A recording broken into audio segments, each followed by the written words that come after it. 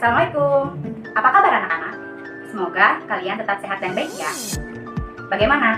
Masih tetap semangat kan belajar bahasa Indonesia dari rumah? Pada pertemuan kali ini, kita akan membahas mengenai teks prosedur. Ada yang tahu apa itu teks prosedur? Ya, betul sekali. Teks prosedur adalah teks yang berisi mengenai langkah-langkah atau tahapan-tahapan dalam melakukan sesuatu. Nah, untuk lebih jelasnya, silakan kalian menyaksikan video pembelajaran ini dengan baik. Menganalisis teks prosedur. Ada dua yang akan kita analisis pada teks prosedur. Yang pertama yaitu menganalisis struktur teks prosedur, dan yang kedua menganalisis kebahasaan teks prosedur. Baik, kita mulai menganalisis struktur teks prosedur. Tapi terlebih dahulu, Ibu akan menjelaskan apa saja struktur teks prosedur. Teks prosedur itu dibangun oleh 3 hal. Yang pertama itu tujuan. Apa itu tujuan? Merupakan pengantar tentang topik yang akan dijelaskan dalam teks. Kemudian, 2 langkah-langkah, berupa perincian petunjuk yang disarankan kepada pembaca terkait dengan topik yang ditentukan. Dan yang terakhir, ketiga, penegasan ulang, berupa harapan ataupun manfaat apabila petunjuk-petunjuk itu dijalankan dengan baik. Kita masuk ke contoh teks prosedur. Menyampul buku sekolah. Buku perlu disampul agar tidak terkena noda atau kotor saat belajar. Selain itu, buku yang disampul akan terlihat lebih rapi. Kamu dapat menggunakan sampul yang berwarna-warni agar belajar menjadi lebih menyenangkan. Bahan-bahan yang perlu disiapkan untuk menyampul buku diantaranya selotip, gunting, dan kertas sampul yang sesuai dengan ukuran buku. Berikut cara menyampul buku yang benar. Lipatlah kertas menjadi 2 bagian dan letakkan buku di tengah-tengah. Buatlah 2 irisan berbentuk segitiga di tengah-tengah sisi panjang tepian sampul kertas atau tepat pada bagian punggung buku. Lipatlah sisa sampul ke dalam sehingga membungkus setiap tepi buku. Lanjutkan pada ketiga sudut lainnya. Lipatkan setiap tepian sudut sampul ke dalam agar sampul tidak mudah terlepas. Kamu juga dapat memberikan selotip pada setiap lipatan agar sampul tidak mudah terlepas. Setelah selesai pada satu sisi, tutuplah bukumu dan tekan agar lipatan semakin rapat. Lalu, ulangi pada sisi lainnya. Namai bukumu agar tidak tertukar dengan teman. Nah, bagaimana? Mudah bukan?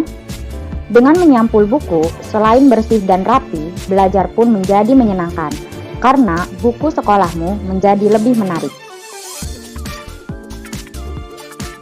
Setelah kalian membaca contoh teks prosedur, sekarang mari kita menganalisis struktur teks prosedur. Seperti yang telah tadi Ibu jelaskan, teks prosedur dibangun oleh 3 hal. Yang pertama itu adalah tujuan. Tujuan di teks prosedur menyampul buku sekolah itu ada pada kalimat yang ditandai dengan warna biru. Buku perlu disampul agar tidak terkena noda atau kotor saat belajar. Selain itu, buku yang disampul akan terlihat lebih rapi. Kamu dapat menggunakan sampul yang berwarna-warni agar belajar menjadi lebih menyenangkan. Nah, di sini pun disebutkan bahan-bahan yang perlu disiapkan untuk menyampul buku. Kalimat yang memuat bahan-bahan untuk menyampul buku ini disebut dengan bahan material. Sebenarnya masih masuk ke dalam struktur teks prosedur. Tetapi kenapa tadi di awal Ibu hanya membahas 3? Karena secara umum teks prosedur itu dibangun oleh 3 hal. Hanya ada tujuan, langkah-langkah, dan penegasan ulang.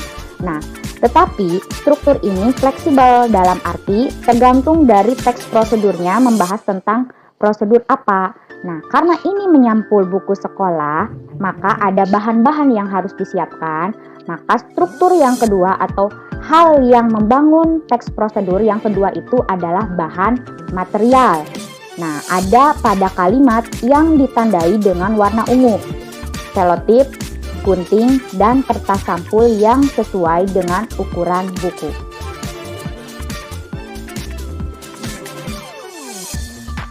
Struktur yang ketiga yaitu langkah-langkah. Nah, langkah-langkah dalam teks prosedur itu harus runtut dan terperinci agar memudahkan pembaca atau pendengar mengikuti langkah-langkah tersebut sehingga tujuan dari teks prosedur tersebut dapat tercapai. Nah, pada teks prosedur ini ditandai dengan kalimat berwarna ungu. Dan yang keempat, hal yang membangun sebuah teks prosedur itu adalah penegasan ulang. Nah, tetapi penegasan ulang itu dalam sebuah struktur teks prosedur sifatnya opsional. Artinya boleh ada, boleh tidak dalam sebuah teks prosedur. Pada contoh teks prosedur menyampul buku sekolah, penegasan ulangnya ada pada kalimat yang ditandai oleh warna hijau. Nah, bagaimana? Mudah bukan? Dengan menyampul buku, selain bersih dan rapi, belajar pun menjadi menyenangkan, karena buku sekolahmu menjadi lebih menarik. Nah, tadi kita telah membahas mengenai menganalisis struktur teks prosedur. Sekarang kita masuk pada pembahasan kebahasaan teks prosedur. Ada 5 ciri dari kebahasaan teks prosedur. Yang pertama menggunakan kata kerja imperatif, yang kedua menggunakan konjungsi temporal, yang ketiga menggunakan pernyataan persuasif, yang keempat menggunakan kata teknis, dan yang terakhir kelima menggunakan gambaran alat dan bahan. Nah, selanjutnya Ibu akan menjelaskan satu persatu dari ciri kebahasaan teks prosedur. Kata kerja imperatif adalah kata kerja yang mengandung unsur permintaan, ajakan, dorongan, atau larangan. Nah, kata kerja imperatif ini cirinya atau dibentuk oleh akhiran kan, i, dan partikel lah. Contoh dalam kalimatnya, lipatlah kertas menjadi 2 bagian dan letakkan buku di tengah-tengah. Kata yang ditandai dengan warna ungu, lipatlah dan letakkan, itu merupakan contoh dari kata kerja imperatif. 2. Konjungsi temporal adalah kata hubung yang bisa menerangkan hubungan waktu. Contoh kalimatnya, setelah selesai pada satu sisi, tutuplah bukumu dan tekan agar lipatan semakin rapat. Lalu ulangi pada sisi lainnya. Yang menjadi konjungsi temporal di sini ditandai oleh kata setelah dan lalu. 3. Pernyataan persuasif. Apa itu pernyataan persuasif? Pernyataan persuasif berisi ajakan atau himbauan agar si penerima pesan mau mengikuti kemauan dari si pengirim pesan. Contoh dalam kalimat, kamu juga dapat memberikan selotip pada setiap lipatan agar sampul tidak mudah terlepas. Nah, jelas dari kalimat tersebut itu adalah sebuah saran. Kenapa? Karena ada kata agar sebagai tandanya. 4. Kata teknis. Nah, kata teknis ini adalah kata yang memiliki artian secara khusus terkait bidang ataupun keahlian tertentu. Contohnya, apabila kalian ingin membuat teks prosedur dengan tema kesehatan, maka kata teknis yang kalian pakai itu adalah yang berkaitan dengan bidang kesehatan. Misalnya, kata penyakit, virus corona, droplet, masker, dan lain sebagainya. Terakhir, 5. Gambaran alat dan bahan. Gambaran alat dan bahan ini adalah gambaran terperinci tentang benda dan alat yang dipakai dalam sebuah teks prosedur, termasuk ukuran, jumlah, dan warna. Contoh dalam kalimatnya, lipatlah kertas menjadi 2 bagian dan letakkan buku di tengah-tengah. Nah, kata 2 bagian ini merupakan gambaran alat dan bahan. Ada lagi, kalau misalnya teks prosedurnya tentang resep makanan, Misalnya tambahkan 2 sendok atau masukkan 1 kilogram. 2 sendok dan kilogram juga itu merupakan gambaran alat dan bahan. Nah, sekarang kita akan mencoba menganalisis sebuah teks prosedur dari segi struktur dan kebahasaannya. Di sini sudah ada contoh teks prosedur. Cara membuat masker kain sendiri. Seperti apa masker kain yang efektif? Masker merupakan salah satu bentuk alat pelindung diri atau APD yang biasanya digunakan untuk keperluan perlindungan dari penularan penyakit infeksi saluran pernapasan. Coronavirus memiliki ukuran diameter sekitar 0,05 sampai 0,3 mikron. Virus corona bukanlah virus yang ditularkan melalui udara, melainkan dari droplet atau percikan cairan tubuh. Karenanya, masker kain masih bisa berfungsi jika digunakan dengan benar, setidaknya untuk mencegah droplet tersebut mengenai orang lain. Nah, setelah kamu membaca paragraf pertama dan kedua ini, di sini sangat jelas sekali topik yang dibicarakannya itu mengenai masker dan masker kain. Maka di sini masuk ke dalam struktur yang pertama, yaitu tujuan dari teks prosedur. Jadi tujuan teks prosedur ada di paragraf pertama sampai ke paragraf kedua. Cara membuat masker kain sendiri tanpa dijahit.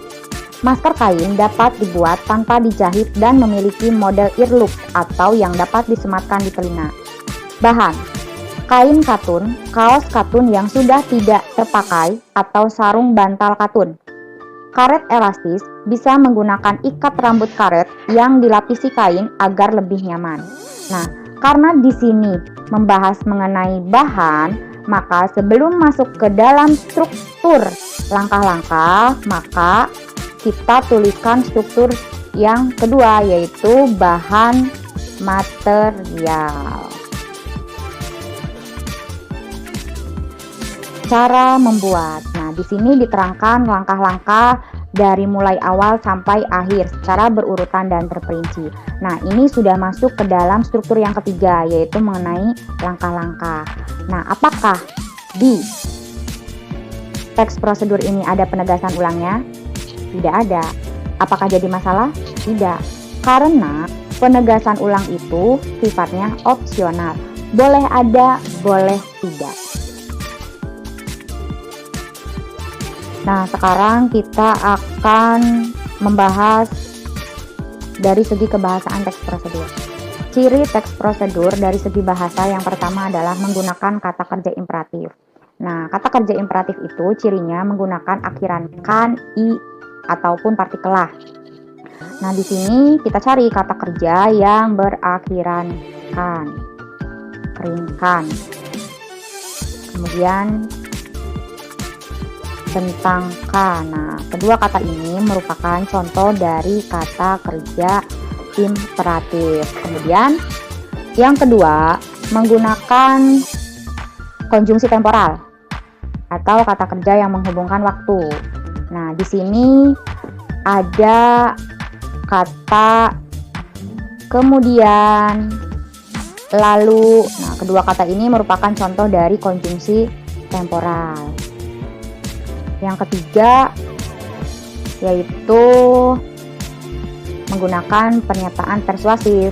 Nah, di sini contohnya ada lipat bagian ujung kain tepat di mana karet disematkan.